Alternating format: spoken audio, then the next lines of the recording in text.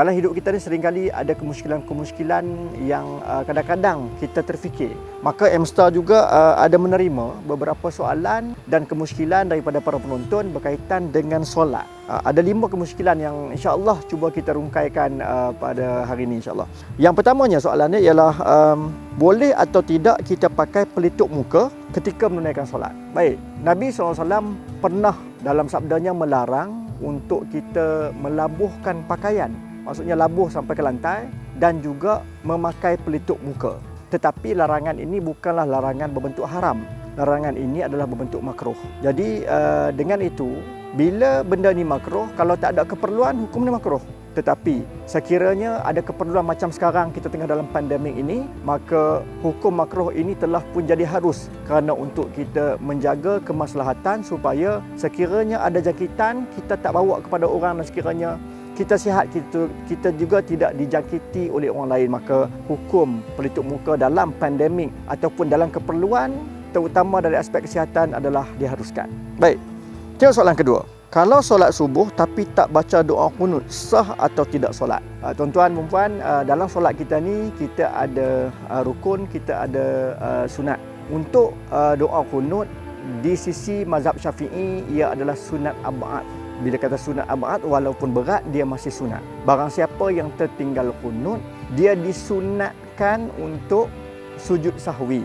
Pun hukum dia sunat juga. Tetapi sekiranya nak tinggal terus pun solat masih lagi sah. Cumanya tak dapatlah pahala sunat ab'ad untuk doa qunut. Yang ketiga, kalau kita penat sangat, bolehkah kita solat duduk? Okey, dalam bab solat duduk ni saudari, ada 2 jenis solat. Yang pertama solat wajib, yang kedua adalah solat sunat. Untuk solat sunat, istimewanya disebabkan perkara ni sunat, kita penat ke, kita tak penat ke, boleh duduk. Diharuskan duduk untuk solat sunat. Ya, cumanya pahala orang sembahyang duduk dengan pahala seorang berdiri tak samalah. Bagaimana pula dengan solat wajib? Kena ingat, rukun solat ada 13 dan salah satunya ialah kita qiyam, berdiri. Maka sekiranya tidak ada keperluan untuk duduk, maksudnya kita sihat, setakat penat, maka berdiri mesti dilaksanakan semasa kita sembahyang fardu. Sekiranya ada keperluan, sebagai contoh kita sakit, tak boleh berdiri, memang tak boleh berdiri, pening, katakan orang kena vertigo contohnya, dia tak boleh nak berdiri dan dia kena duduk.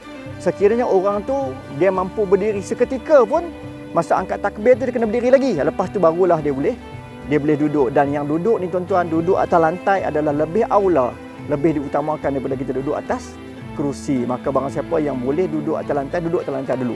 Cuma hukumnya masih lagi kita kena berdiri waktu kita solat fardu. Yang keempat, kalau kita solat tiba-tiba terlupa rakaat, apa yang perlu kita buat?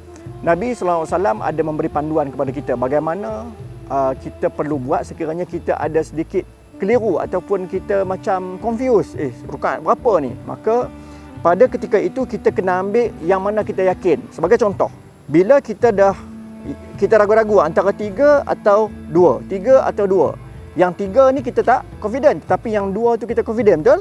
Maka kita kena ambil seolah-olah kita sembahyang 2 rakaat, maka kita kena tambah lagi 1 rakaat. Ya, kita tambah lagi 1 rakaat dan akhirnya nanti sebelum kita bagi salam, kita sujud 2 kali untuk sujud sahwi. Maka dalam hadis tu Nabi sebut, yang mana mafhumnya sekiranya kita dah sembahyang dah 3 rakaat, kita tambah jadi 4. Adakah akan jadi kecacatan kepada solat kita? Tak. Walaupun kita sembahyang 4 rakaat untuk maghrib, disebabkan kita tambah, bila kita tak yakin tu, maka sembahyang kita sempurna. Tetapi sekiranya yang kita tambah tu memang betul 3 rakaat, maka sujud sahwi itu adalah satu penghinaan kepada syaitan. Ini bagi siapa yang keliru rakaat.